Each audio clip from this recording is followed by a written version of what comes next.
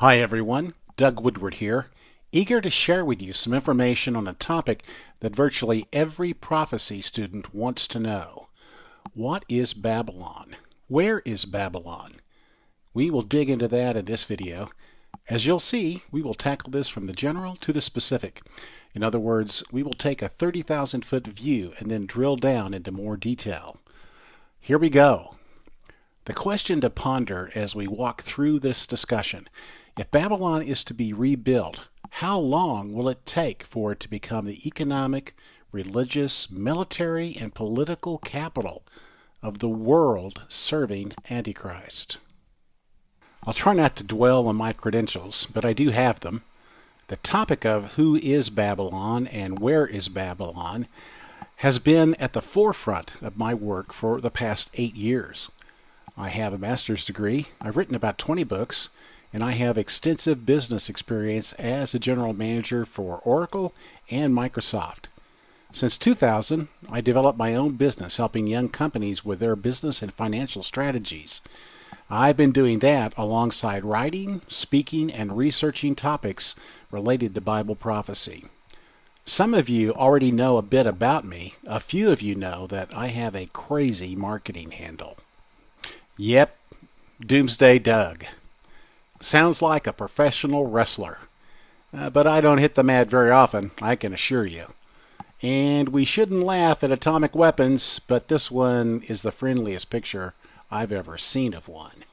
Over the past 4 years, I've been consumed in writing about the history and development of the Bible. This spawned 3 books. Rebooting the Bible, a not-so-subtle title, hints that there is a major problem with the Bible we know today.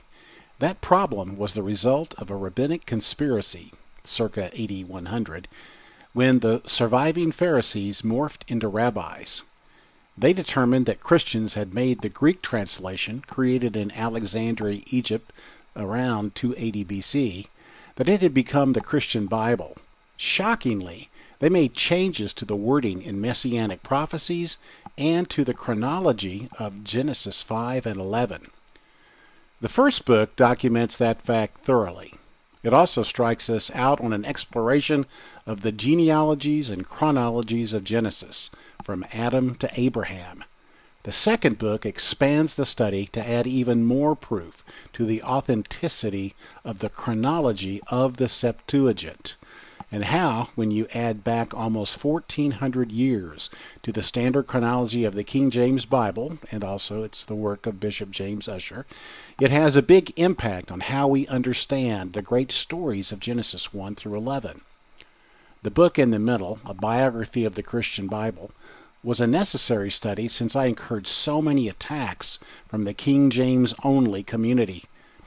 It is often overlooked, but it provides a biography of the life of the Bible, and it shows why the King James Bible is far from perfect as a translation of the original Hebrew. But enough about that. Let's begin to talk about our topic. What I cover in this video is taken from 2 recent books, well, my most recent books, addressing the who, what, when, and where of Babylon. There is an emphasis on the theory I hold that America is in the Bible, and in fact is a major player in the last days. We will cover that today as we walk through the rest of the material. First off, the foundational issue that we must understand before we proceed is that despite the predictions of a monstrous fall and destruction of Babylon, this catastrophe has never happened. The destruction of Babylon, according to most eschatology scholars, is a future event. It indeed has not happened. It is part of the coming day of the Lord, which I believe is an extended period, perhaps lasting 20 years, like the time of Jacob's trouble, although most experts believe it is either a 10-year or 7-year period. When it occurs, it will be accompanied by great signs in the sky. The whole world will feel the impact. The city of Babylon's destruction is so complete, not even the bricks of the former city will be used again, suggesting some manner of contamination. But just before this event, the world's Jews, who mostly live in Babylon, will flee it and return to Israel. Ultimately, the Jewish nation will be restored. Guessing the location of Babylon has brought out the imaginations of many scholars to speculate on where it is. Certainly, many discount any location being Babylon. They believe that Babylon is a system or just a symbol of opposition to God. Well, it is that, but isn't it a whole lot more? These cities here are the ones fingered to be the location of Babylon. Why each is picked is a study in its own right, but a quick overview here. Mecca is singled out because of the theory of the Islamic Antichrist, whose center of worship is there.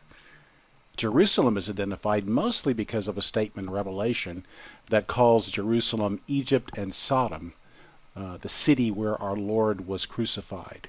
These are, of course, other cities that have opposed the Lord God. Rome is the most common location selected. This began with Hal Lindsey in 1970, but it's carried on today by great teachers, among whom we can identify Bill Salus and others who are aligned with dispensationalism, Dallas Seminary, and Moody College. There are a number of scholars we will mention later that believe Babylon will be rebuilt, the old city on the Euphrates. And lastly, there is my position. Babylon is actually comprised of 3 different entities, and America is a major player in 2 of these. New York City is an icon of America, and it always seems to be the focal point for attacks. Think 9/11. But is America Babylon? We'll discuss that here. Who believe ancient Babylon will be rebuilt, and those who believe rebuilding Babylon is an unnecessary literalism that misdirects us from the Babylon of the last days. Let's read the names. Scholars that assert it will would be the late Chuck Missler, Joel Rosenberg, Mark Hitchcock, Arnold Fruchtenbaum, and Andy Woods. Then the scholars question it: Lindsey, Salus, Gary Stearman, Joel Richardson, Frank Logsdon, Noah Hutchings, J.R. Church, R.A. Coombs, Stanley Monteith, and myself. Indeed, one of the most important teachers today regarding the building back better of Babylon is pastor, author, and noted speaker Mark Hitchcock, a fellow Okie, who states, "These references, Revelation 17 through 18, to the Euphrates, point to the fact that something important and evil is occurring there. The rebuilt city of Babylon on the Euphrates, functioning as a great commercial and political center for Antichrist, is a good explanation for this emphasis on the Euphrates River in Revelation."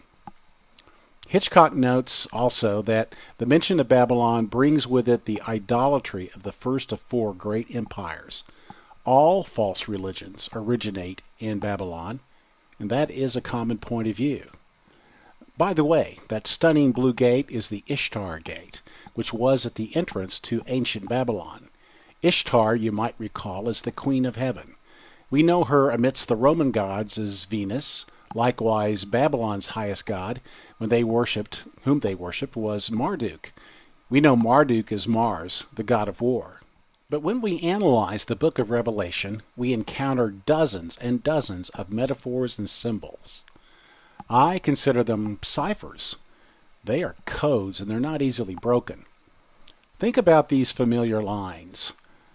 If all of these are symbols or metaphors, what makes us think that Babylon, indeed Mystery Babylon, should be taken literally? The waters as peoples, multitudes, nations, and languages in Revelation 17:15. Revelation 17:9 through 10. The 7 heads are 7 hills on which the woman sits. They are also 7 kings. Revelation 17:3. The angels carried me away in the spirit into a wilderness. And then Revelation 17:9 through 10. The woman is the great city that rules over the kings of the earth. In fact, if you notice 3 or 4 of these symbols, John, the author of Revelation, gives us the interpretation or meaning of this symbol. And the symbols often speak of political matters, not just religious. Who is in control of the world? Who is responsible for what is happening during the last days? One of the more perplexing ciphers is that Babylon is a city on 7 hills. Hal Lindsey once asked the Lord to show him what city Babylon was. He saw a travel poster at that moment, and the travel poster was for Rome. And he believed that the Lord communicated to him the answer in this serendipitous, if not providential way. And while Rome was well known in the ancient world as the city of seven hills, today there is no shortage of cities that boast of the same claim. These are just a few of the most important, along with a few not that politically significant. But isn't it interesting which cities are built on seven hills? Washington, Moscow, Mecca, Brussels, and Istanbul. All of these cities may well play an important role in the last days. Now, which city isn't built on seven hills? Babylon. Babylon was built on a plain. Now, it was surrounded by many waters. In its case, these waters were rivers and canals built thousands of years before. If memory serves, it was Sargon II who first carved up the landscape to create a lush area to support a population. However, if we realize, as we should, that a literal location is unlikely to be the meaning of Mystery Babylon and Babylon the Great in the book of Revelation, we are then free to ask whether Babylon stands for religions with great mysteries at their core. When we allow ourselves to consider this possibility, we stumble upon an amazing collection of secret cults and ritualistic religions. Think about Islam, with its black meteorite that adorns its black cube in the center of Mecca. It is no coincidence that the movement of worshippers in the counterclockwise direction mimics the rings of Saturn that also move in this circular motion. Islam is a worship of the perfect sun, the black sun, which is also the occult reference to Saturn. The Freemasons have long been accused of being a form of satanic worship and a desire to create a single world government, denying that religion should be primary in our human affairs. Their god is Lucifer, although it takes cutting through many layers of misdirection to learn this. The occult itself is a cult that underlies many of the most powerful human institutions. Power and Satanism go hand in hand. The identification of ritual sacrifice, child trafficking, and the overwhelming emphasis on pedophilia among the highest level elite in the world betrays who runs their show. Catholicism, of course, has also been accused of being the Babylonian system, with its worship of the mother and child motif, its Pontifex Maximus, which is the Pope, and its many sacraments which go way beyond what the Bible teaches regarding how we draw near to God and demonstrate we uphold Him in our heart and our living. This was Alexander Hislop's 19th century teaching on the two Babylons, which has been proven fallacious in the 20th century. But isn't it at least partially true that Babylon likely represents a major aspect of what is meant by Mystery Babylon? Not to get too far off track, but the cult of the Black Cube and the worship of Saturn as the perfect sun of the Golden Age has been around for centuries.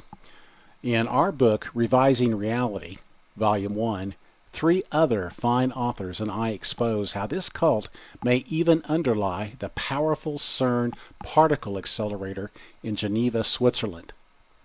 An interesting side note, Arthur C. Clarke's symmetrical black monolith in 2001, A Space Odyssey, in his book by the same title, didn't point to Jupiter, as in the movie. It pointed to Saturn. Coincidence? Go figure. This leads us to ask the question if there are indeed more than one Babylon in the Bible's eschatology. We know that Babylon has been the capital of Nebuchadnezzar's empire, Alexander the Great's empire, and may even have been founded on the spot of the original Tower of Babel. I have even speculated, and it is only speculation, that the Tower of Babel sat on the site of the world's first city, built by Cain, the son of Adam and Eve. Indeed, I readily admit that there are many Babylons talked about in the Bible, but when we come to Revelation 17 and 18, Are both of these Babylons one Babylon? And are they literally Babylon on the Euphrates? Well, I believe the door opens to more than one Babylon in the end times when we turn to the question of who is the, quote, daughter of Babylon, end quote, spoken of in 6 different biblical passages, but primarily in Jeremiah 50 through 51. We will drill into those passages momentarily, but for now, the point is that you can't squeeze all the attributes of the daughter of Babylon into the Babylons of Revelation 17 and 18. There are dozens of attributes that just don't fit. A quick recap of the primary arguments for the identification of who Babylon is among today's leading prophecy scholars. Well, we have Bill Salus, his book, The Next Prophecies. We have the late, great Dave Hunt and his incredible book, A Woman Rides the Beast. And lastly, we have Joel Richardson, who is the primary founder and spokesperson for the Islamic Antichrist theory. Here we see the 3 most common interpretations of Babylon. The revived Roman Empire, so said Hal Lindsey, and that theory still abounds. Dave Hunt's view that Catholicism, with its history of massacres of hundreds of thousands of Protestants through wars and the Inquisition, remember that the current pope is a Jesuit, and the Jesuits were serving as the warrior arm of the Catholic Church, whose mission was to destroy Protestants. And finally, Joel Richardson, whose emphasis on Islam, with the central location in Saudi Arabia as the man of sin's capital, has captured almost a majority of those who follow Bible prophecy. Now, just a quick historical note. The Islamic Antichrist theory appeared about the same time as the dissolution of the Soviet Union and the fall of its empire. Russia was seen then as the likely fulfillment of Gog from Magog. With Russia in tatters, who was to fulfill the role of Gog? An Antichrist who led an apocalyptic and fanatical Islamic army. Of course, there are many limitations on an Islamic Antichrist which we won't go into. Suffice it to say, there are strong reasons to doubt that it is the perfect fulfillment of Bible prophecy for the last days. And then there is me, something of a voice crying in the wilderness that America has pushed itself into a leading role as the most powerful nation in the world, economically, politically, and militarily. As you can see, yours truly has been somewhat on the warpath, attempting to argue that America is indeed in the Bible. It fulfills the role of the daughter of Babylon and has played a part in Mystery Babylon. Thank you, Freemasonry and the occult. And Babylon the Great as an economic system that has enslaved the world to American fiscal hegemony. But am I alone in this contention? Not hardly. Here you see that I have had plenty of company. I am blessed to have known many that have gone on before us, with the exception of R.A. Coombs and Pastor Frank Logsdon, John Price, Patrick Heron, J.R. Church, Dr. Stanley Monteith, and Noah Hutchings. It's good company. As others have pointed out, including authors Tom Horn and Steve Quayle, there is a great deal of evidence that America was planned from the beginning to be the new Babylon or the new Atlantis that would usher the world into a time free from dogmatic religion, monarchy, and let reason reign, along with a mysterious understanding of Lucifer as the source of freedom and enlightenment. This is well documented in the books of Manly P. Halls, particularly The Secret Destiny of America. The founders of America were almost all Freemasons. It has had a hold on power in our country ever since. And isn't it interesting that Libertas, who adorns the Capitol building and the Statue of Liberty in New York Harbor, celebrate the Queen of Heaven as an icon of America's underlying religion. But New York has many more symbols of Babylon, and especially the daughter of Babylon. Besides Lady Liberty, there is Wall Street, which, along with the City of London, controls the economies of the world. Wall Street, working in concert with the Department of State and Central Intelligence, has, through the auspices of organizations like the World Bank and the International Bank of Settlements, which are American-driven institutions, they have locked up the world into enslavement. It is not coincidental that the reserve currency in the world is the American dollar. And up until recently, all oil purchases had to be denominated in American dollars as well. Well, then how about Fifth Avenue, which is the center of consumerism for the world, with advertising and marketing for some of the most elegant products the world has ever seen? When the captains of commerce weep over the fall of Babylon, Fifth Avenue and Wall Street are the main elements whose destruction caused total anguish over what has become of the systems that made them rich and enslaved the masses. Of course, entertainment in the world is symbolized by Broadway and Times Square. Now, Hollywood is certainly the primary source that shapes the minds of Americans towards immorality, and for that part, much of the world as well. But Times Square, New York, Broadway also play a significant role. And where did the nation stream? Well, to the United Nations in New York City, of course. It is the true world government, attempting to place all nations under its authority, destroying all manner of national sovereignty. Well, and what city holds the most Jews that must flee Babylon? New York City, of course. Until recently, New York City had more Jewish citizens than Israel. It is the largest Jewish city in the world. So I ask you, what is the logical conclusion? Have I made the case? What do I say? Whack, whack.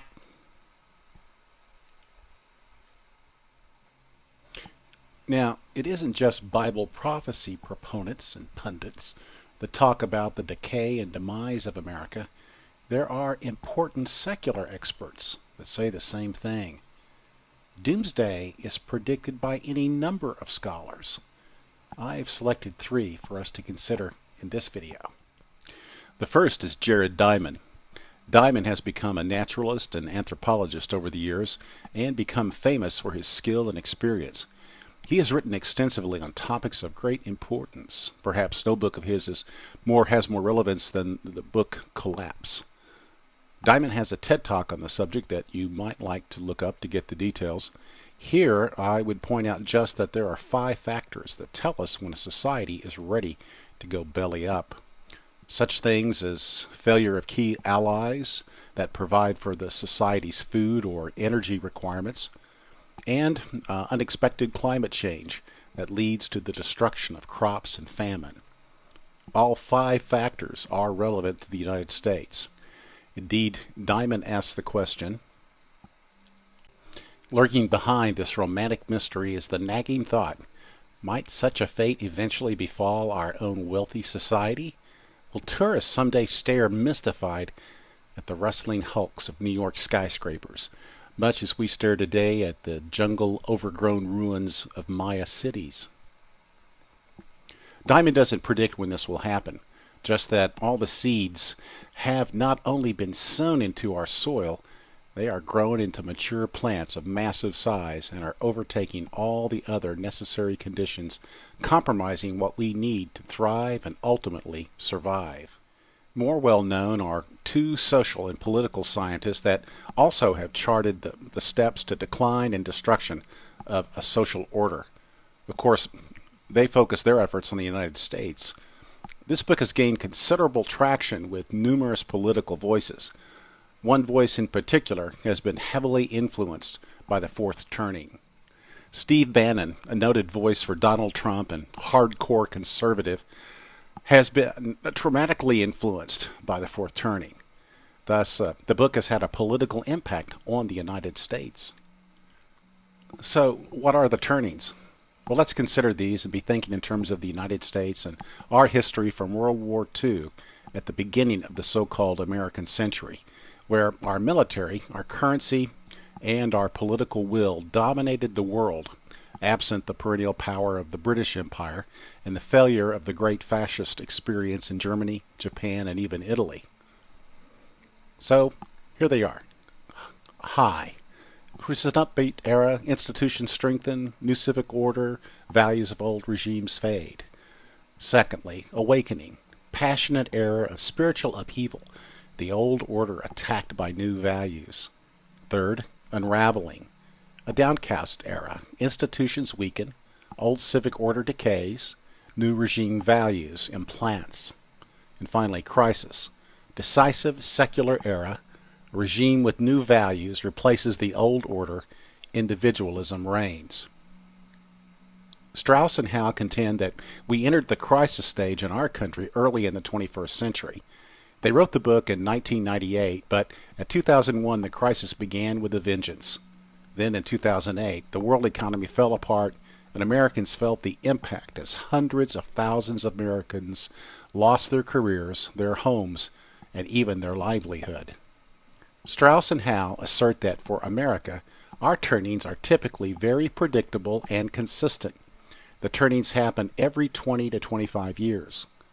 If so, we should expect a major catastrophe no later than 2025. This will cause our society to enter into a tailspin. Will the rebirth be afterwards, or will it be the death knell of our country, the way it has been for other societies and empires? Former New York Times war correspondent Chris Hedges has written extensively on the problems in America.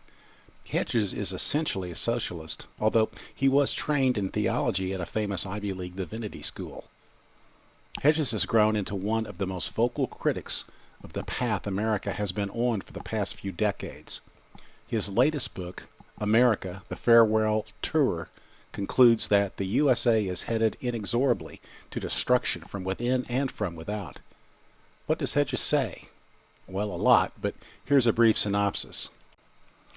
These characteristics define the USA today. We are led by idiots at all levels of government, finance, defense, and intelligence. His critique goes this way. Idiot generals wage endless, unwinnable wars that bankrupt the nation. Idiot industrialists poison the water, the soil, and the air, slash jobs, and depress wages. Idiot bankers gamble on self-financed financial bubbles. Idiot intelligence operatives orchestrate the overthrow of foreign governments to create lawlessness and enraged fanatics. It does sound familiar. One example I recently observed was a fine movie dealing with an industrial conspiracy that led to untold numbers of persons being harmed and many killed. The product was Teflon and the company DuPont. Better living through chemistry used to be their tagline, or in this case, unforeseen death through chemistry. My prophetic demeanor in this video is hardly out of keeping with other prophecy teachers, as I explained earlier. But a recent voice that has warned us that the Lord God stands ready to judge our country is Jonathan Cahn. His books haven't been without controversy, but there is an amazing correlation between what has happened in ancient Israel, that is, the northern kingdom, circa 722 BC, and where the United States is today after 9/11. There was a strong warning to the kingdom, but Israel continued to ignore the prophets. Within a decade, the Assyrian Empire stormed down on Ephraim in the north, conquered the Hebrew king, and dragged the population away into all the world. Cahn has asked us if we believe we can be on the cusp of a similar fate. The parallels aren't just striking, they are nearly impossible to dismiss. So, the United States, one of the Babylons of the last days, is on the precipice today, looking out upon the abyss. The once great and invincible country is vulnerable now from many different threats. Let's examine those threats. We can divide them into threats from within and threats from without. There are many threats. I pose 6 of the most concerning from my point of view.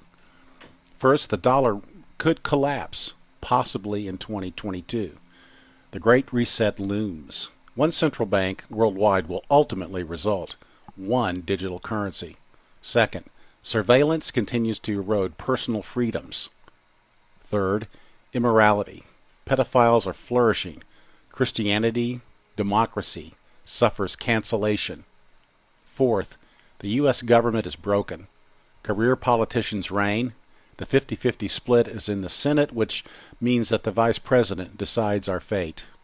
That's scary. Fifth, we are weakened by never-ending wars. Sixth, our largest cities are threatened by chaos.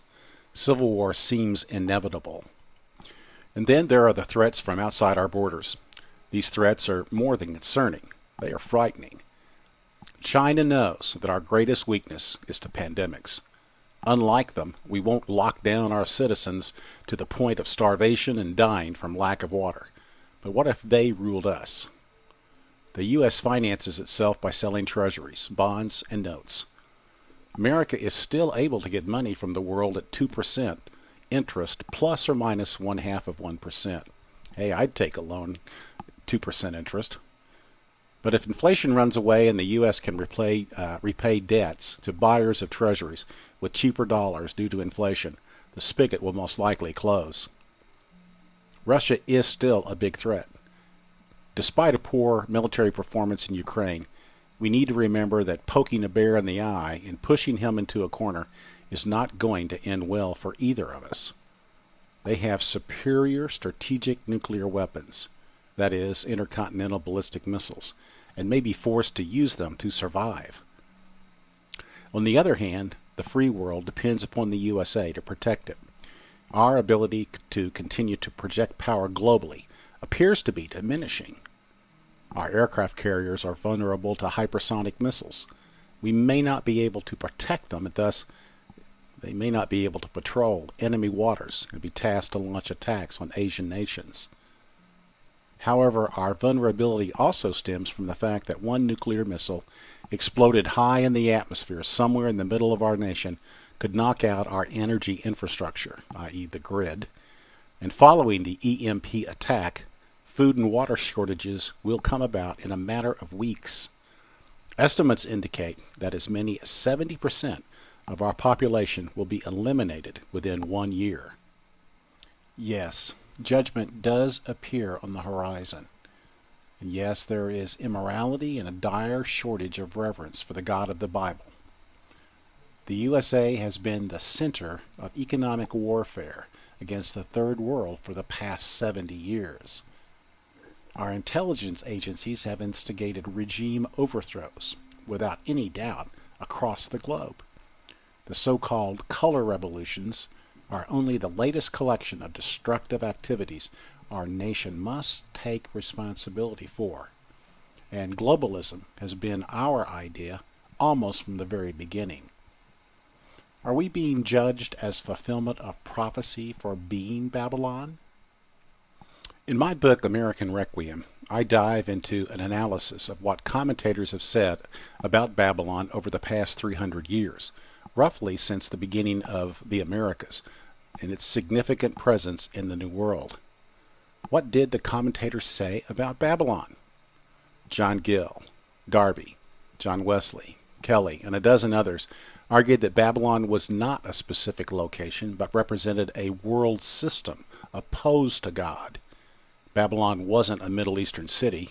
It was a world city, a symbol of humanity's efforts to build civilization without God at the center. This study led me to conclude, however, that these commentators understood Babylon in terms that were primarily relevant to the times in which they lived, just as Luther and Calvin in the 16th century said that Babylon was Rome and the Antichrist was the Pope. But today's scholars have rightly identified that Babylon consists of a variety of entities, locations, and systems. From my research, I believe we have learned that Babylon will settle into three specific realities in the last days. These are the daughter of Babylon, Mystery Babylon, and Babylon the Great. Now, it may seem strange to contemplate this, but when you realize that the Bible predicts different things for each of these three entities or realities of the last days, distinguishing them as I do, which is something unique to my vision, for better or worse, you can easily discern that there are indeed three Babylons. They are differentiated by recognizing that each is destroyed in a distinctive way. How they are destroyed differs one from another, and who destroys them is distinctive, and when they are destroyed is also not at the same time. In a short synopsis, we can say the following. We are not Mystery Babylon. Our book, The Final Babylon, made the mistake, in my view, that America was all three. Not so. There are many powers in the last days that compose Babylon the Great, the world forces opposing Yahweh. The U.S. is certainly the main character here, but it is not the only one. And it will be dispatched before the final event of the ages, when Jesus Christ appears in the heavens to judge the nations. In fact, as I've said earlier, the USA comprises exclusively an entity prophesied in the book of Jeremiah and in several other books. We are the daughter of Babylon. The attributes of the daughter of Babylon are not attributes held in common for all three Babylons.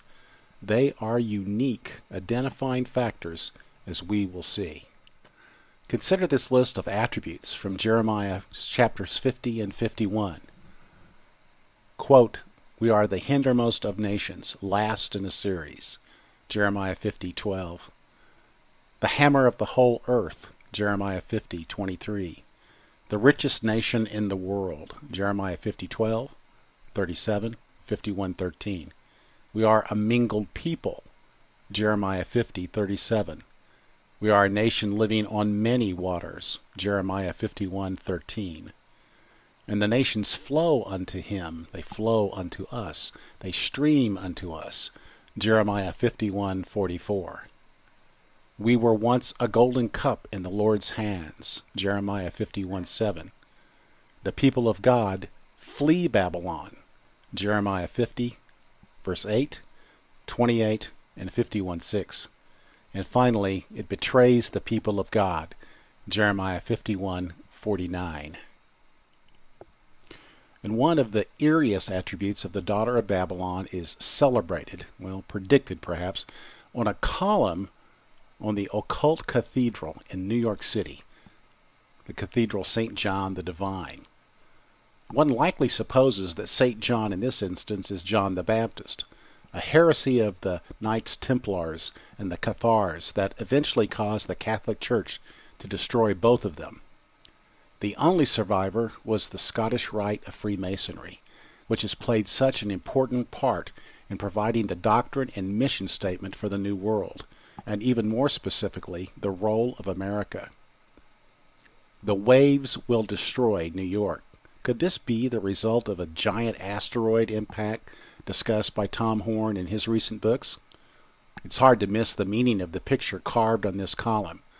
The Twin Towers and the notable buildings of New York City are rocking and ready to be consumed by the roaring waters of the sea. Leviathan wins this future battle. So here is how I define the three Babylons. First, Mystery Babylon is represented as a religion as well that is drunk with the blood of the saints. The Antichrist and his alliance of 10 kings obliterate it. Second, Babylon the Great is the world system. Global presence, but converges in Israel. The King of Kings destroys it by the breath of his mouth. Afterward it lies desolate, and its cities, armies, and kings are dead.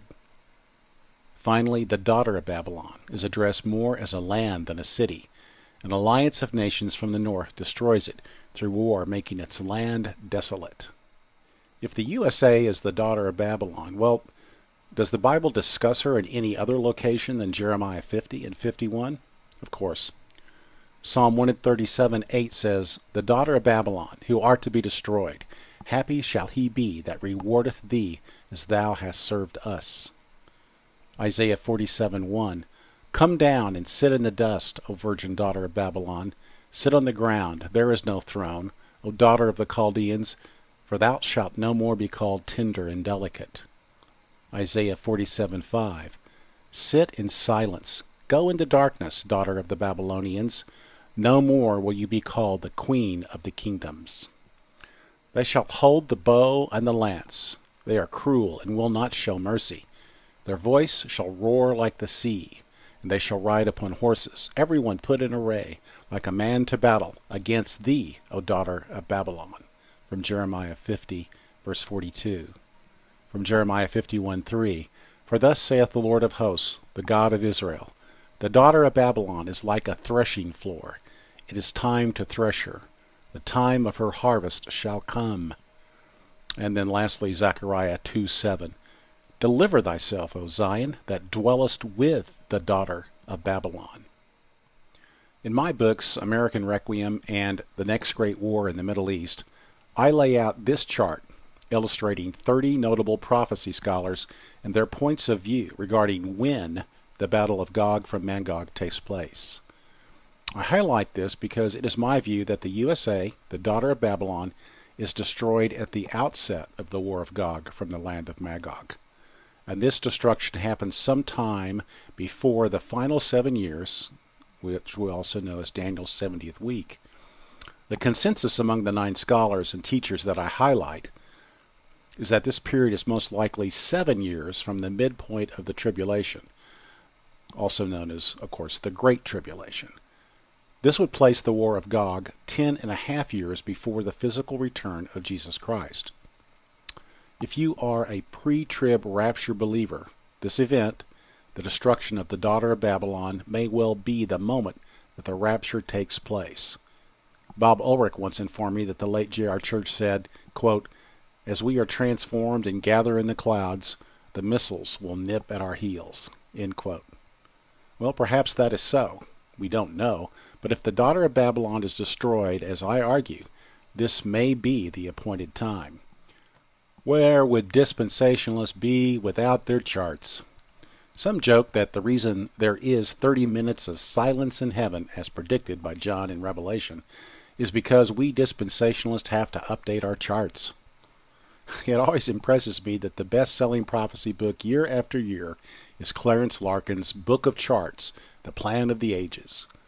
Well, in my chart, I highlight the 3 Babylons, their respective locations, who it is that destroys them, and when their destruction occurs. This graphic helps to emphasize once again that there are strong reasons to propose there are 3 Babylons. One of the great points of debate is when the first 4 seals of Revelation 4 are opened. Classic dispensationalism asserts that the seals are opened at the very outset of the 7 years of tribulation. Well, I point out that depending upon your view of the essence of destruction and the timing of the great earthquake that causes the rich and powerful to hide in caves, crying out, "Who can withstand the great day of the Lord?" that the destruction of Babylon is linked to the day of the Lord. But is the day the entire period of the last days? Just the final 3.5 years?